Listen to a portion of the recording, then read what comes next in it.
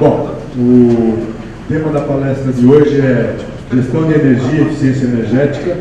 O palestrante é o Sr. Rodolfo Pinheiro da Silva, é engenheiro eletricista, pós-graduado em Gestão de Energia, Eficiência e Energética no Senai, é auditor líder do ISO 5001 pelo Bureau Veritas, possui certificação PMI, VP, CNVP e ESA, possui treinamento de eficiência energética na indústria e identificações GIS Alemanha, é coautor do livro Instalação de Sistemas de Microgeração Solar Fotovoltaica. Então, com vocês, o nosso palestrante de hoje. Muito obrigado. Boa tarde.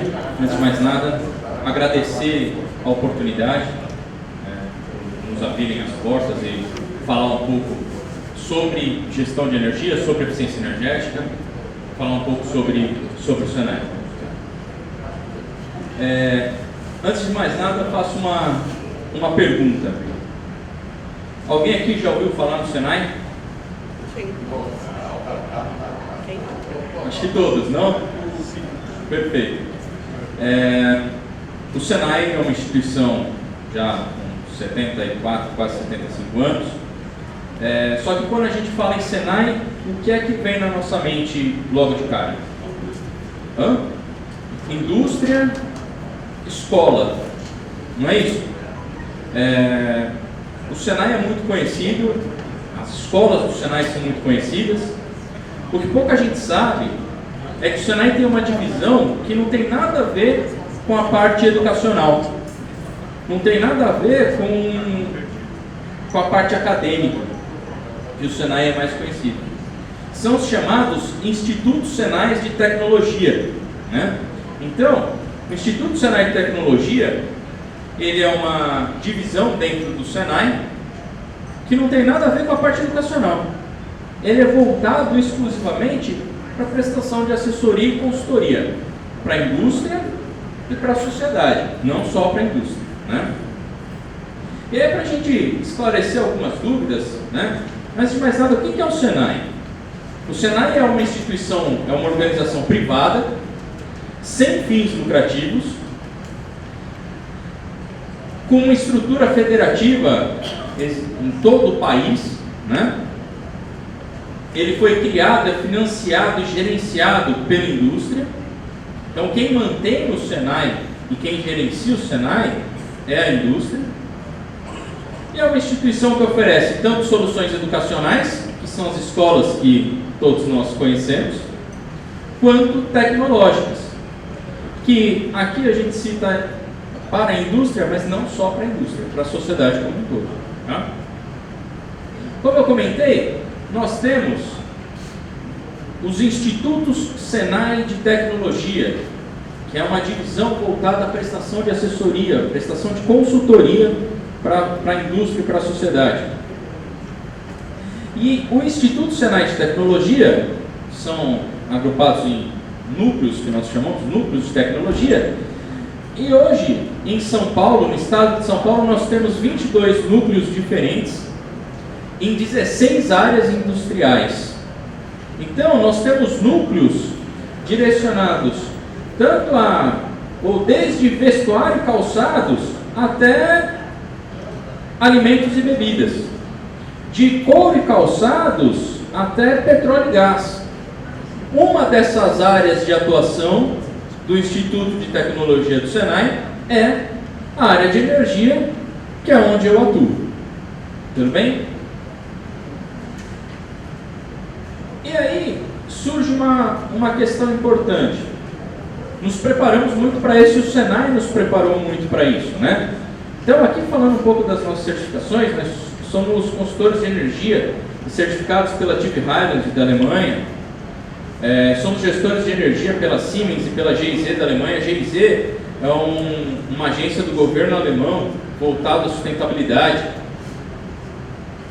Nós somos auditores da ISO 50001, que é a certificação em gestão de energia, e somos certificados em medição e verificação pela EVO, Protocolo Internacional de Medição e Verificação, né? Aqui são algumas das nossas certificações. E aí surge um ponto: por que falar sobre energia e por que estamos aqui reunidos para falar sobre energia? Primeiro, e talvez principal, energia é cara.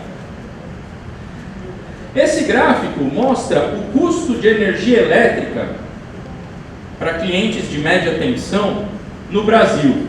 No Brasil não, no mundo. Então aqui foi verificado qual é o custo da energia elétrica no mundo, em alguns países, né, os principais países. Adivinhem onde está o Brasil? Isso. Estamos em primeiro. Vencendo, não? Existe um trabalho muito forte para uma luta muito grande em cima disso. A Fiesp e a Ciesp, elas trabalham de forma muito pesada para reverter esse cenário. Mas isso não depende só da gente, né? Estamos aqui em primeiro lugar, seguidos por Índia e Itália. Na prática, senhores, o que acontece é o seguinte: cada ano eles vão se alternando em primeiro. Ou é o Brasil, ou é a Índia, ou é a Itália. Às vezes a Itália passa a gente, mas logo a gente recupera esse posto e assim nós vamos indo. Não pode ficar para trás, é isso que importa. Tem algumas coisas que, claro, seria um pouco injusto. Quando a gente olha a Argentina, que é o nosso vizinho aqui, o custo de energia na Argentina é quase 11 vezes mais barato do que no Brasil. Eu digo que é injusto porque na Argentina existe subsídio. Então, esse valor apresentado aqui não é um valor real, é um valor subsidiado pelo governo argentino. Então a gente não pode levar muito em consideração. Mas quando a gente pega outros países que estão aqui próximos da gente, como por exemplo o Chile tem exatamente o custo médio de energia desses países, R$257, mais ou menos, né? Isso sofre alteração praticamente diária, tá, pessoal? E isso é quase metade do custo de energia no país, no Brasil. Então a energia, ela tem um papel cada vez maior nos nossos custos, e aí nos chama a atenção. A partir do momento que esse custo passa a ser significativo no nosso custo total, merece uma atenção, certo? E aí, como que a gente pode fazer para reduzir o custo com energia? Tem alguns caminhos. Um deles é a gente fechar a empresa. Fecha o estabelecimento, baixa as portas, a gente não consome mais energia. Talvez não seja o melhor caminho. Um outro caminho é a gente trabalhar com mais eficiência. E aí, qual a ideia de eficiência? Né? Basicamente, produzir mais com menos. Esse é o conceito de eficiência energética. Realizar o mesmo trabalho usando menos energia.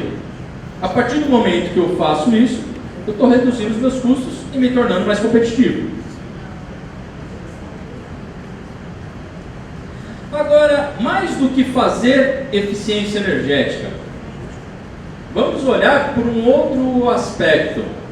Por que não fazer gestão de energia, que é algo mais do que eficiência energética? Deixa eu fazer uma pergunta aqui para os senhores.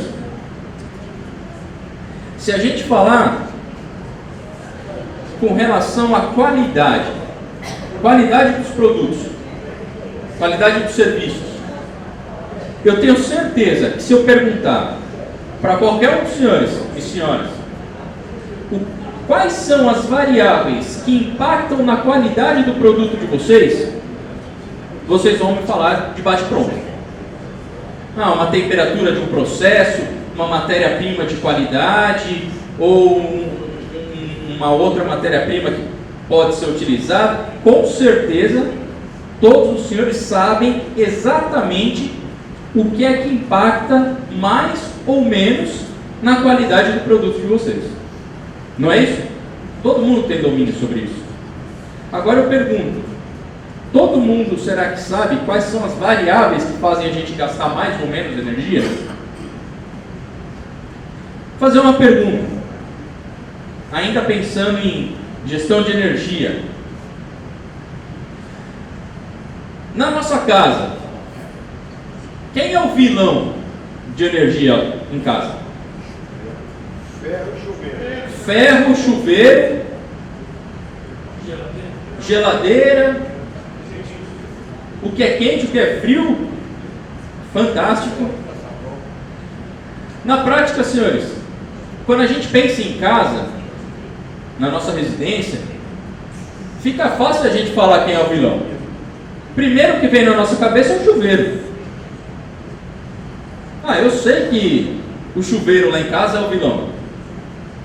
Agora tem um secador de cabelo novo lá, rosa, 2.200 watts.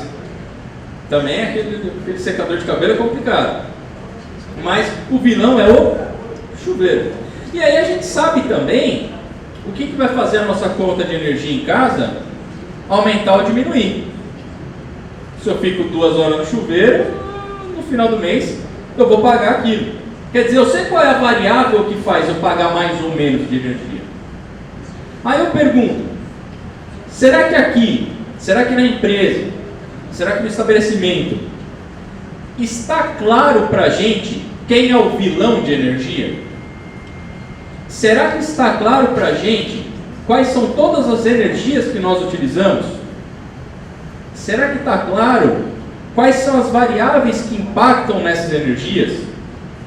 Ou no nosso consumo de energia? Então, para isso, criaram em 2011, ou para auxiliar, isso, criou-se em 2011, um conceito de gestão normatizada, E aí tem uma frase que eu acho muito bacana, fala que a conservação de energia é um processo, uma postura sujeita a recaídas e nunca uma rápida conversão, ou uma conversão milagrosa, ou uma rápida vitória, A gente não faz gestão de energia, a gente não faz eficiência energética do dia para a noite. Isso é uma cultura. Há exemplo da cultura da qualidade. A gente não faz qualidade de um dia para a noite. É uma cultura. O estabelecimento, a empresa, os senhores têm a cultura da qualidade. O mesmo vale para a conservação de energia. E aí,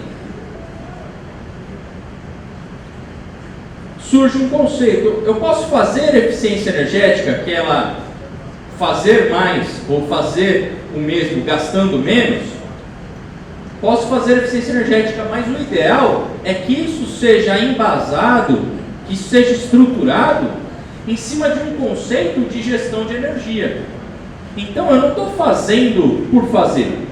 Eu estou fazendo porque eu já tenho uma cultura de gestão e eu já sei como as coisas devem funcionar e o que eu devo fazer primeiro.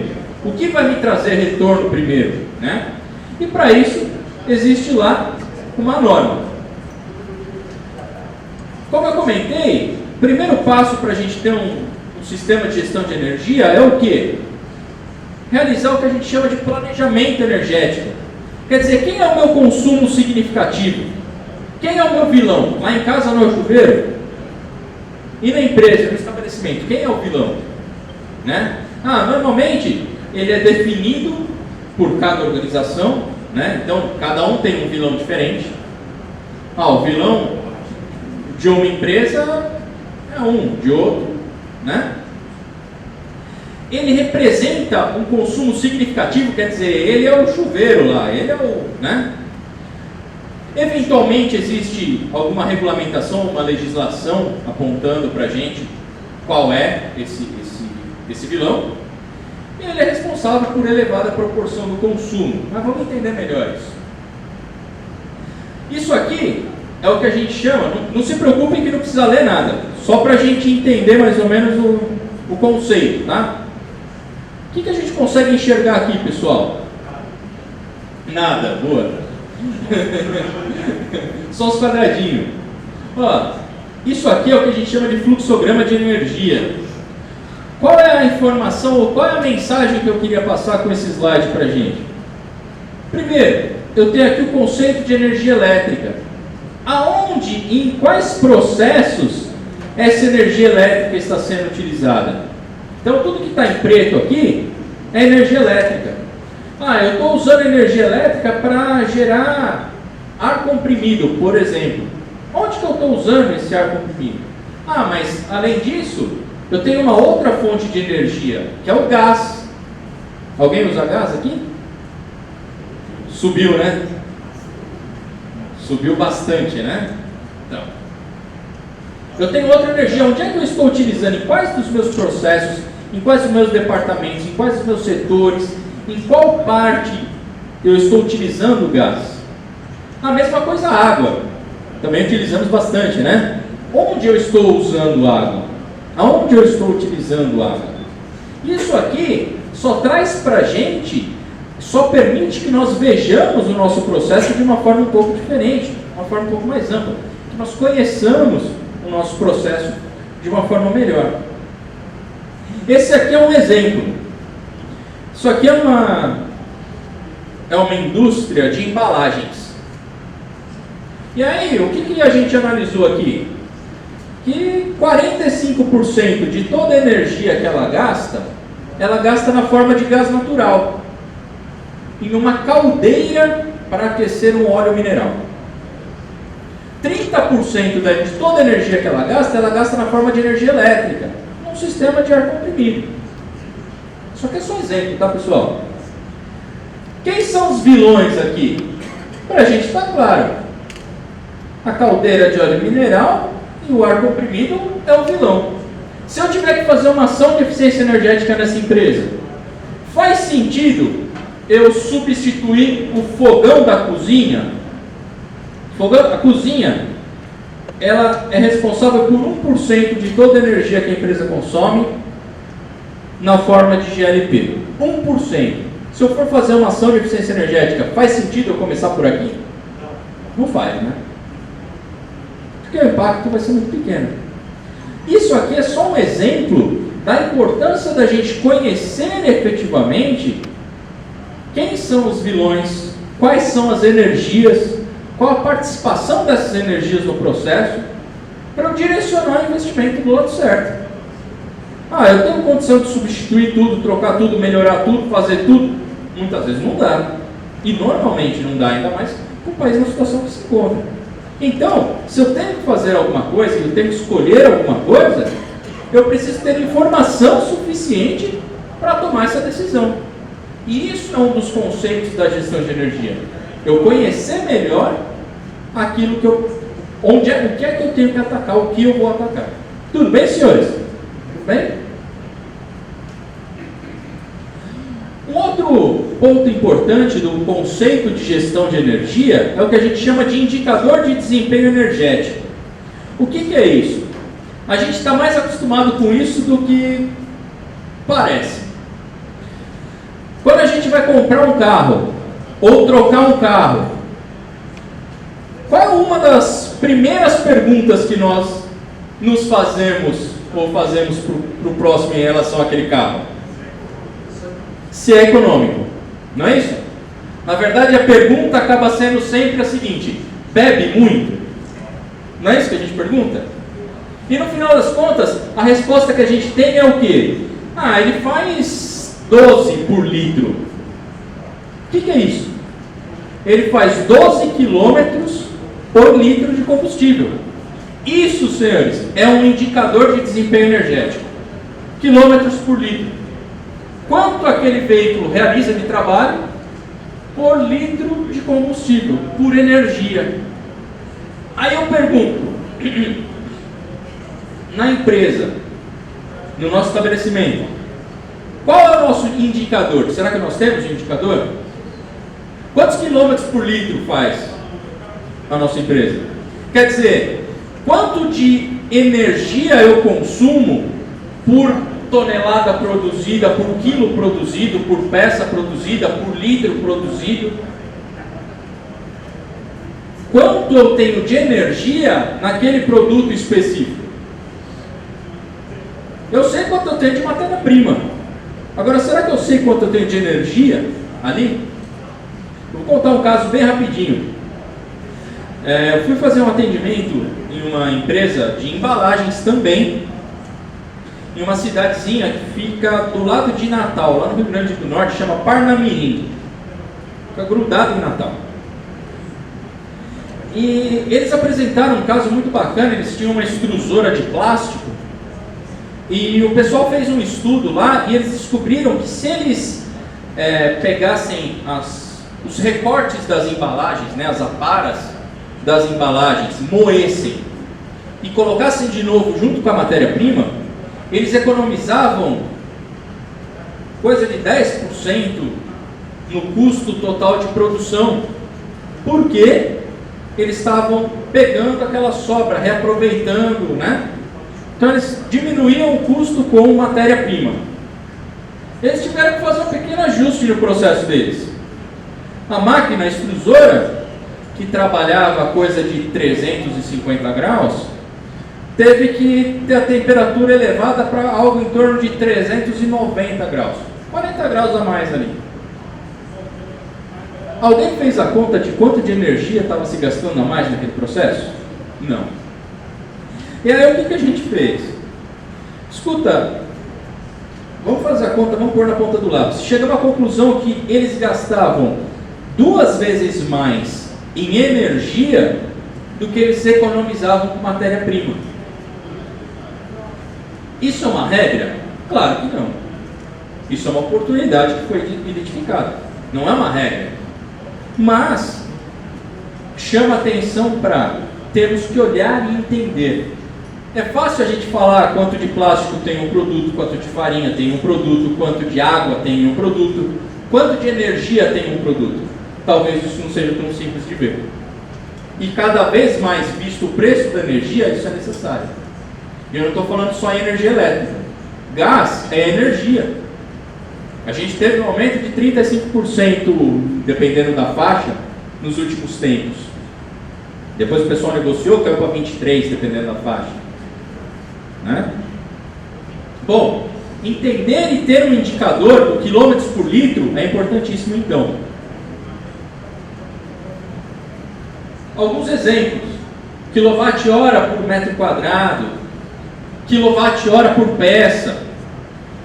Normal metro cúbico por tonelada produzida. Pessoal, qual é o indicador certo para a sua empresa, para o seu estabelecimento? Depende, não existe uma regra. Cada um é um.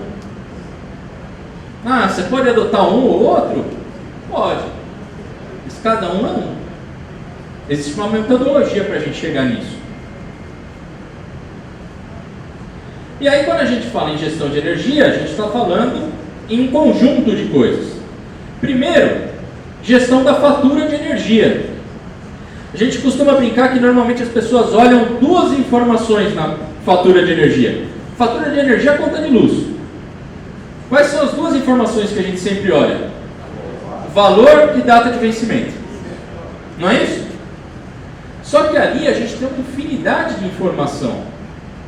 A gente tem uma série de fatores que precisam e podem ser analisados para a gente reduzir o custo com energia. Depois eu vou mostrar um case para vocês só sobre contratação de energia, né? Então, a gestão da fatura de energia é um ponto importantíssimo quando a gente pensa em gestão de energia. Um outro ponto é a gestão do consumo, que é quando a gente pode, de alguma forma, utilizar equipamentos mais eficientes, processos mais eficientes, otimizar a estrutura. E por último, a gestão de demanda.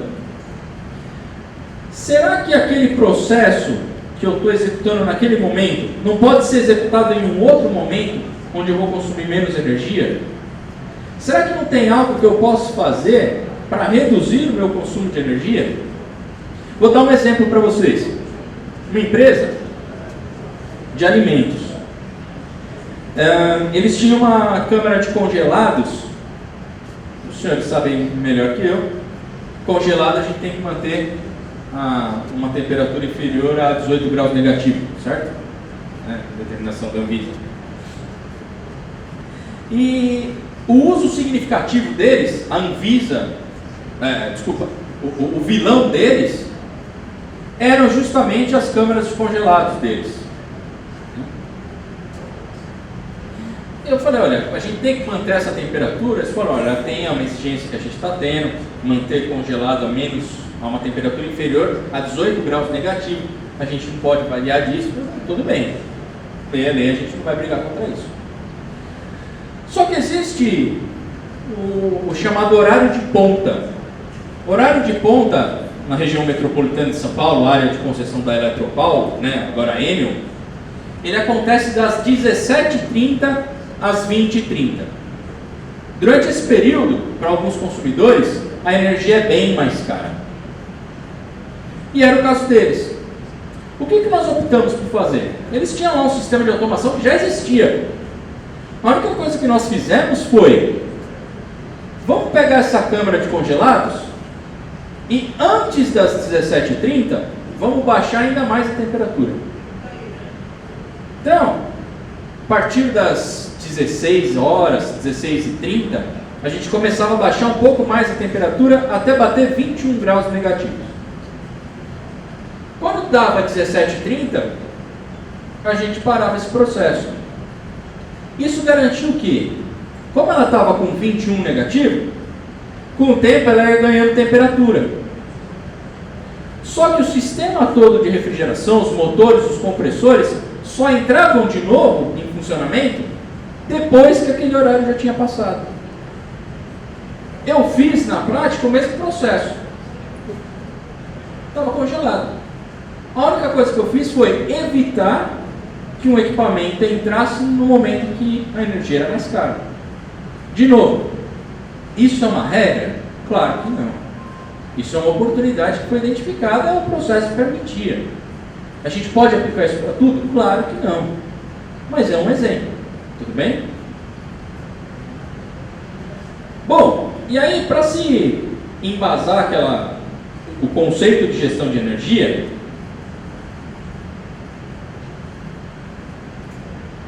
em 2011, a ISO criou uma norma que é a chamada ISO 50001, né?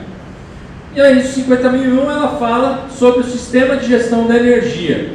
Ela foi criada em 2011, agora em 2018 ela passou por uma revisão, mas basicamente o que ela faz? Ela subsidia a gente, ela direciona a gente a fazer um sistema de gestão de energia eficiente, só isso. Ela só dá um norte. Ó, faz desse jeito que é bacana, tá?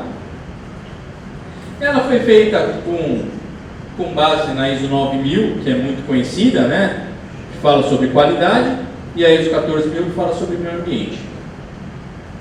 E essa norma é a norma que mais cresce no mundo. Nesse slide está o número de 2015, porque esses números são divulgados de forma muito demorada.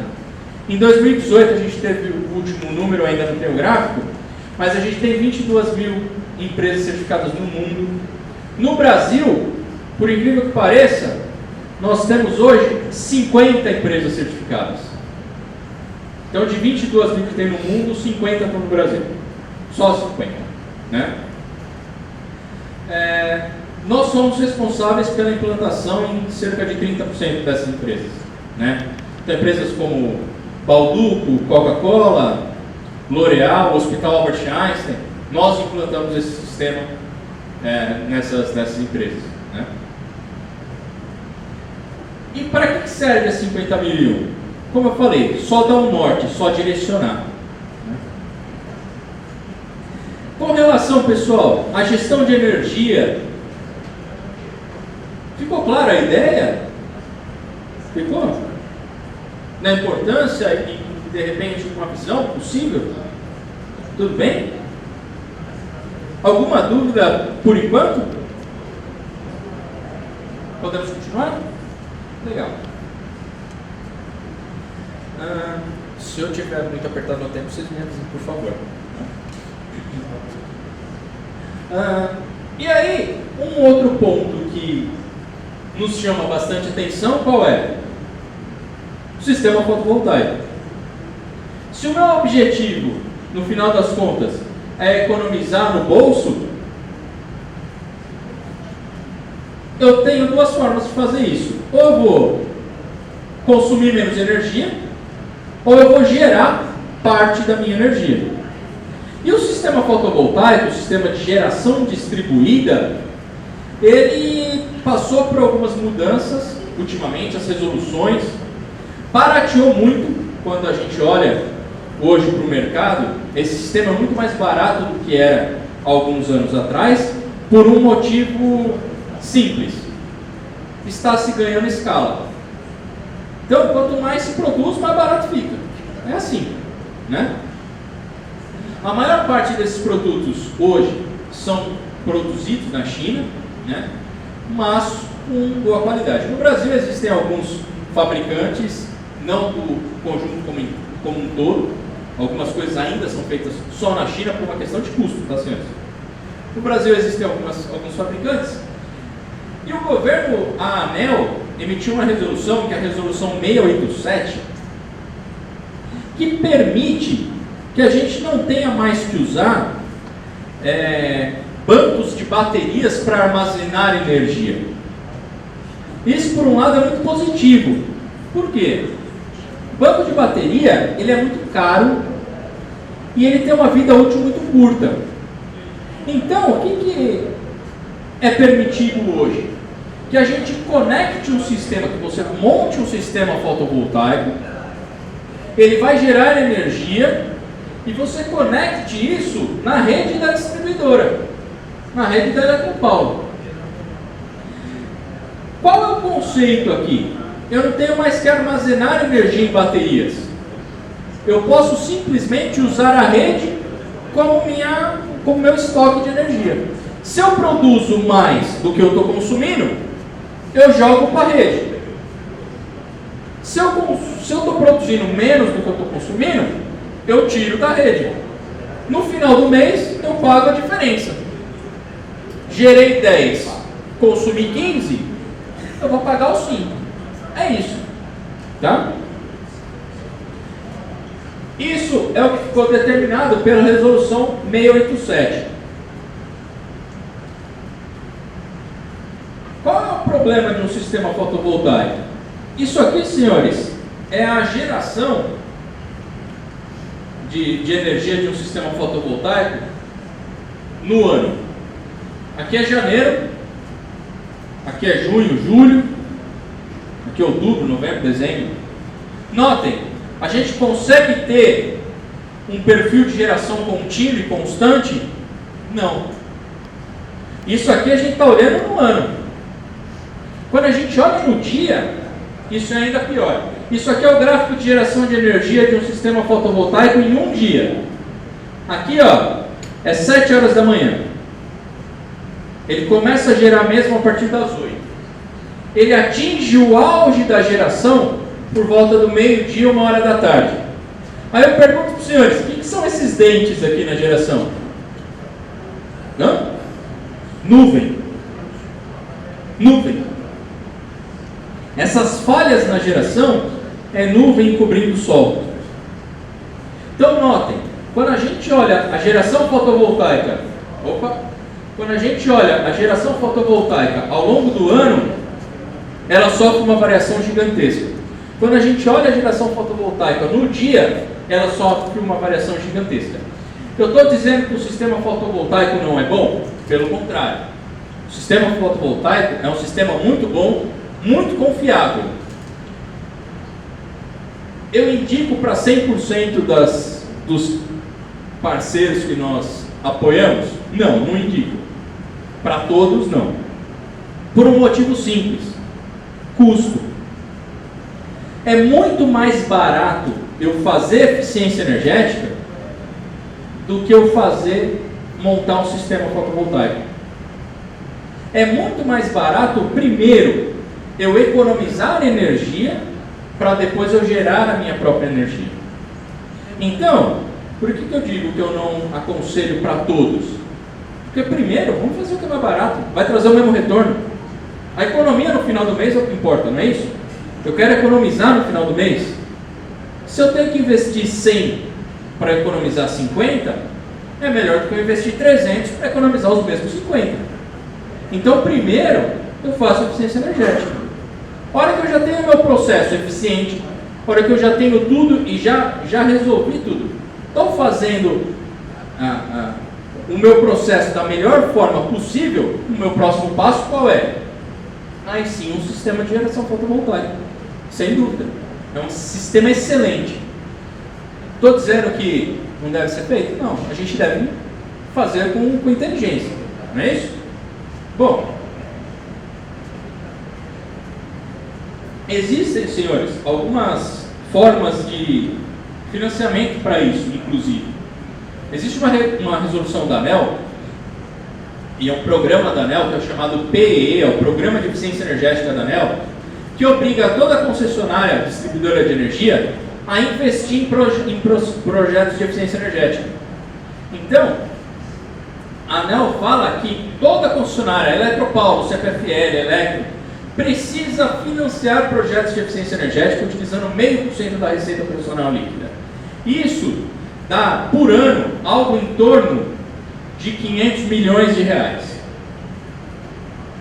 Então, por ano, as distribuidoras de energia precisam financiar algo em torno de 500 milhões de reais em projetos de eficiência energética. Isso inclui eficiência energética e isso inclui geração distribuída, sistemas fotovoltaicos. Cada concessionária tem uma regra. Então, todo ano elas soltam um edital falando, olha, é assim que a gente vai receber os projetos e que a gente vai financiar. Todo ano tem, todas as concessionárias têm. A Eletropaulo, a Enel, ela teve agora no último ano 16 bilhões de reais para financiar esses projetos. Se você é uma instituição sem fins lucrativos, eles dão esse dinheiro. É a fundo perdido. Se não, você paga com a economia gerada pelo projeto num prazo de até 5 anos. Então se sua conta era 100 e agora ela baixou para 80, você vai continuar pagando 100, porque esses 20 é o retorno que você está pagando para eles. Toda concessionária tem que fazer isso. Isso aqui é um projeto simples de ser feito? Não, não é. Requer uma série de certificações, requer um processo. Se precisar, o Senai ajuda a fazer isso. A gente tem experiência nesse tipo de projeto. Mas não é algo fácil de ser feito, requer um tempo. Não é um projeto que se faz em um mês. Tá? Como eu comentei, a gente desenvolve esse tipo de solução, identifica as oportunidades, faz o projeto, monta toda a metodologia de medição e verificação dos resultados. Por isso, parte daquelas certificações que eu falei lá na frente, muitas delas são exigidas pela ANEEL. Então, essa certificação, por exemplo, do plano de MV, de acordo com o PIMVP, o Protocolo Internacional de Medição e Verificação de Performance. Hoje no Brasil existem 170 profissionais autorizados a fazer isso só. 170 no país inteiro. Então, a gente tem que seguir esse protocolo. Como que normalmente nós desenvolvemos esse trabalho? A primeira etapa é uma avaliação técnica, onde a gente identifica quais são as oportunidades, vê o que precisa ser feito. Essa avaliação técnica não tem absolutamente custo nenhum, tá? Como eu falei, o Senai é uma instituição sem fins lucrativos, então a gente não vende nada, a gente não comercializa nada, tá? A única coisa que o Senai faz é cobrir custo. Então, essa avaliação que visa identificar as oportunidades, quais são as oportunidades, tem oportunidade ou não, ela é 100% gratuita. E aí, uma vez que a gente identificou que existe uma proposta, que existe uma oportunidade, a gente manda uma proposta falando, olha, eu preciso de 10 horas para desenvolver esse estudo, e aí o que o Senai cobra é a hora do especialista. Pagar salário, só isso. Tá? E agora, só para encerrar, eu vou apresentar para os senhores alguns cases, alguns trabalhos já realizados, só para exemplificar o que pode ser feito. Esse caso é um caso de contratação de energia. Então, o cliente tinha um tipo de contrato que a gente chama de modalidade azul de contratação, e nós fizemos um estudo para mudar para outro tipo de modalidade, que é a modalidade verde de contratação. Todo mundo sabia que existia isso? Azul e verde e tal? Então, nesse caso aqui, nós fizemos esse estudo e gerou uma economia de R$91 mil por ano. Ele tinha uma conta de 1 milhão cento e pouco, R$91 mil de economia. A gente pode falar, não é um negócio absurdo, eu acho que é, né? R$90 mil é bastante coisa. Mas a grande questão é, quanto que precisou investir aqui para essa redução? Nada. Zero de investimento. Isso aqui é contratação de energia. Tá? Existe um outro case, isso aqui é um case bacana. Nós identificamos em um sistema de ar comprimido que simplesmente realizar um ajuste de pressão de trabalho na rede dessa empresa, a gente só ajustou a pressão. Deu uma economia de R$8.500 por ano. Quanto que investiu? Nada. Foi só um ajuste, uma regulagem. Ajustamos a pressão. O cara trabalhava com uma pressão, agora está trabalhando com outra. Só isso. R$8.500 de economia.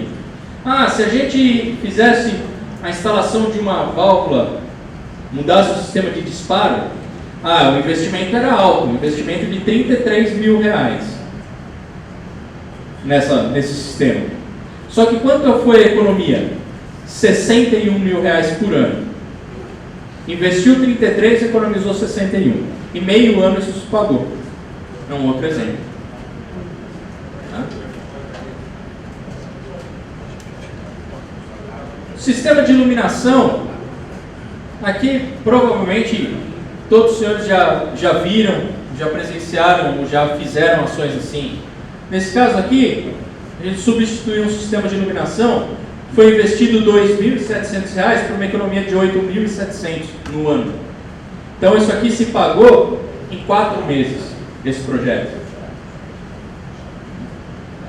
Esse case, eu acho um case interessante, eu acho ele bem bacana. Também de iluminação. Por que eu acho esse case tão legal? Esse case nós fizemos, é um projeto que nós fizemos, um estudo de eficiência energética no sistema de iluminação, na Casa da Moeda, lá no Rio de Janeiro. A gente brinca que até quem imprime dinheiro quer economizar dinheiro, né? Nem os caras não são loucos. Aqui a gente fez um estudo para substituição de todo o sistema de iluminação. Então, foi um investimento de R$300 mil, uma economia de R$190 mil. Então isso se pagou em 1 ano e meio. Se a gente levar em consideração que esse sistema vai durar 15 anos, até que esse retorno não é ruim, né?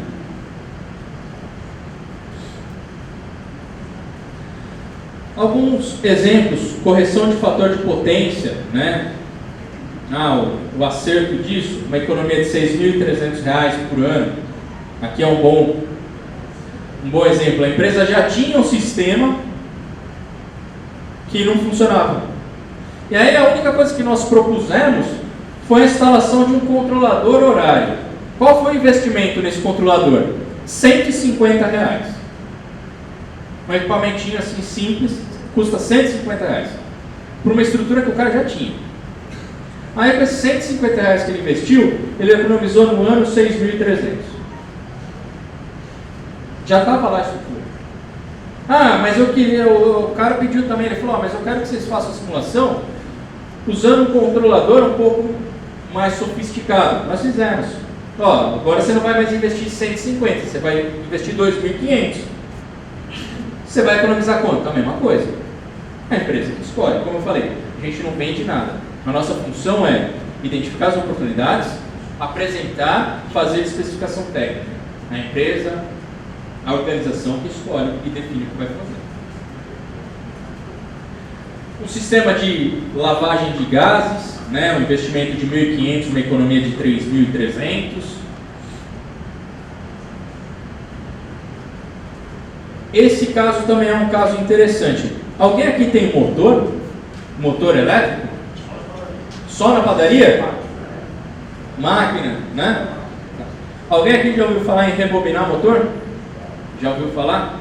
Tem ninguém aqui empresa de rebobinagem de motor não, né? Não? Eu vou poder ir embora tranquilo depois. Pessoal, rebobinar motor é uma prática muito comum. Vocês sabiam que o custo que o motor traz ao longo da vida útil dele inteira. 3% é o custo de aquisição do motor. 2% é a manutenção que esse motor dá. Os outros 95% é a energia que ele consome ao longo da vida útil dele. Quando a gente rebobina o motor, a gente está diminuindo o rendimento dele. E aí, a hora que eu estou diminuindo o rendimento, ele está gastando mais energia. Então, eu estou economizando em 3% para gastar mais em 95%. Era esse caso aqui. A gente pegou um motor, ele já tinha sido rebobinado, estava com um rendimento baixo, 86%. Se fosse um motor original, o rendimento era de 90%. Com essa mudança, para colocar o motor original, não estou falando um motor de alto desempenho, não, era só o motor original. R$15 mil para investir, uma economia de 7.900. Em 2 anos isso se pagava. Certo? Quanto tempo dura um motor? Bastante, né? A instalação de inversor de frequência em alguns processos. Esse caso é um caso legal, a gente priorizou um compressor. O cara tinha 3 máquinas iguais. Ele trabalhava com 2, de vez em quando ele ligava a terceira, ou às vezes trabalhava com uma só. A única coisa que a gente fez, o cara tem 3 máquinas, qual delas é mais econômica? Vimos as 3. Descobrimos que uma delas era mais econômica. O que a gente falou? Você vai ligar primeiro essa daqui. Quando precisar, você liga a outra. Quando precisar, você liga a outra. Mas você prioriza usar essa daqui, porque essa daqui é mais econômica. Quanto que o cara investiu nesse caso? Nada. A única coisa que ele fez foi escolher qual máquina ele ia ligar. Quanto ele economizou? R$7.800 por ano. Só escolhendo qual que ele ia ligar. Fora isso, algumas análises termográficas que muitas vezes trazem oportunidade. Aqui eu estou mostrando análises termográficas de pontos quentes, né?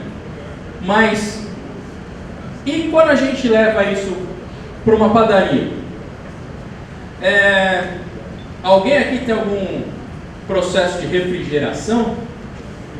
Talvez alguém tenha uma câmara fria, uma câmara de congelados, qualquer coisa gelada lá, talvez a gente tenha, né?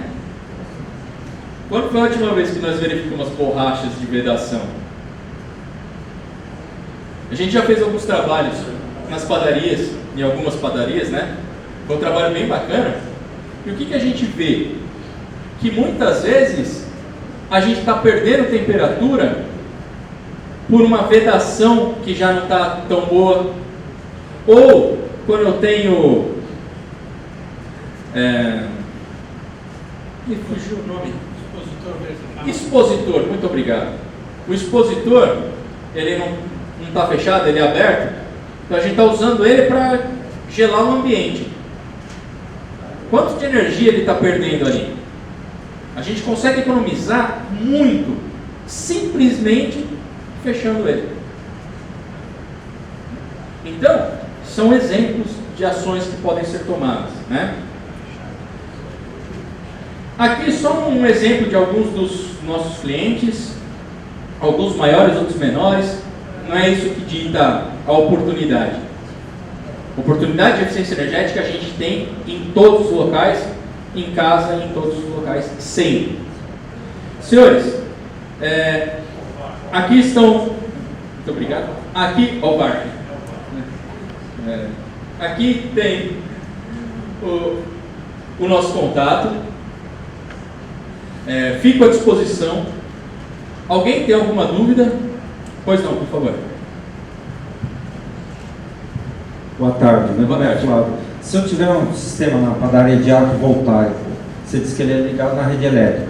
Se tiver um blackout, ele continua operando essa parte de arco voltaico ou ele também fica inoperante? Porque a minha intenção é manter o forno ligando, entendeu? Ele fica inoperante. Isso é por uma questão de segurança. O transformador na rede, ele funciona tanto para baixo quanto para cima. O que isso quer dizer? Normalmente a energia é transmitida a 13.800 volts e ela baixa para 220, 380, né? Se o seu sistema está gerando energia e ele está conectado na rede, ele precisa estar conectado na rede, se a rede cai e o seu sistema continua gerando, o que o transformador vai fazer? Ele vai pegar o 220 que você está gerando e vai transformar para 13.800. Aí o cara da Eletropaulo está lá em cima do poste fazendo a manutenção, achando que não tem energia, e na verdade você está jogando energia para a rede. Por isso, por uma questão de segurança do sistema, todo inversor de frequência, que é o equipamento responsável por fazer essa conexão do sistema, todo inversor de frequência, se ele perde a referência, ele desarma por segurança. Então, o sistema fotovoltaico, ele vai servir para garantir a energia quando a rede da concessionária cai? Não, não vai.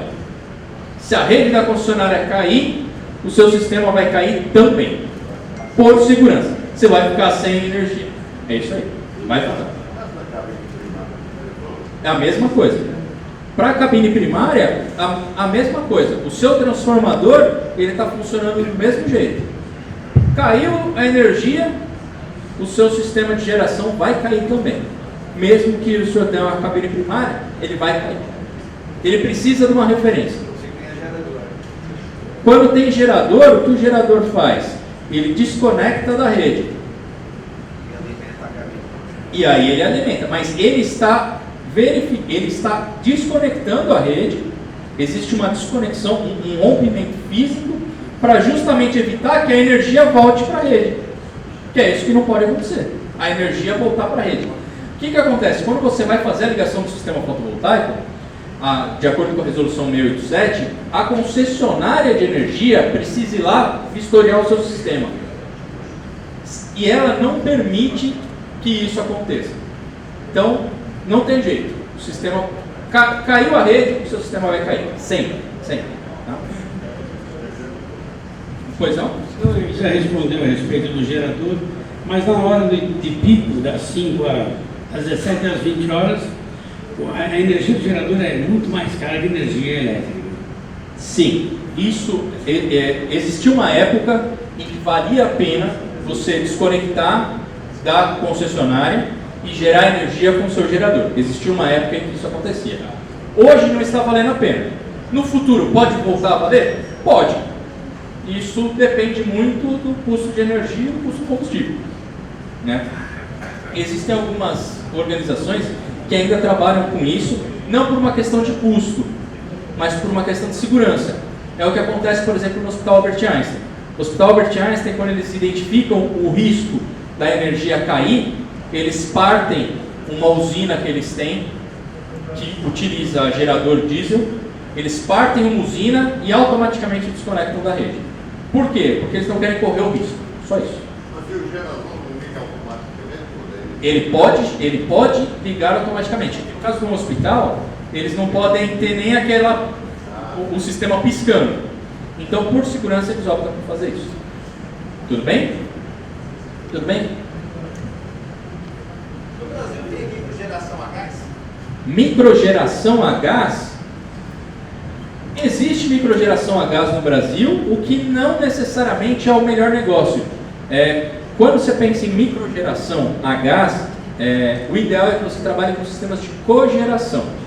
Então, isso é muito bom quando você, além de gerar energia elétrica, você aproveita o rejeito térmico do sistema de geração para o seu processo. Então, você pode usar esse rejeito térmico tanto para geração de calor, de quente, quanto para geração de frio. Aí eles usam um sistema de chiller por absorção. Existe, mas pensando só em microgeração, é mais raro, é mais utilizado em processos produtivos. Porque o nosso ministro da Economia tem um projeto de abaixar o gás pela metade, o valor. Só que tem resistência dos estados. Certo. Então, por isso que... A utilização do gás para geração de energia, que é muito utilizada no mundo inteiro, que é o conceito de termoelétrica, tecnicamente, não é algo ruim. Existem questões políticas que eventualmente a gente não consegue analisar. Mas é um processo bom, já consolidado, esse era o termo, já consolidado, é um processo que funciona no mundo inteiro e traz muitas oportunidades. Não posso te dizer se é bom ou ruim, depende caso a caso, né? Tecnicamente, é algo consolidado e positivo. Tá? Obrigado. Imagina. Tudo bem? Tá? Senhores, eu gostaria de agradecer, deixar já os nossos contatos e o que precisar, estamos à disposição. Tá? Muito obrigado. Nossos agradecimentos ao professor Rodolfo do Instituto Senai por essa maravilhosa palestra e nos ensinar como economizar energia dentro das nossas casas, das padarias. Nós queríamos o conhecimento, ofertar esse livro aos bravos planificadores que conta um pouquinho da história das entidades, esta entidade centenária, nós estamos com 104 anos, conta um pouco da história do pão e das entidades aqui. Pronto? Muito obrigado. Também um agradecimento especial à Fiesp, que sempre nos proporciona, ao seu departamento da micro e pequena empresa, o DEMPI, sempre nos proporciona todo o final do mês essas palestras gratuitas aqui. Obrigado, professor. Obrigado. Obrigado.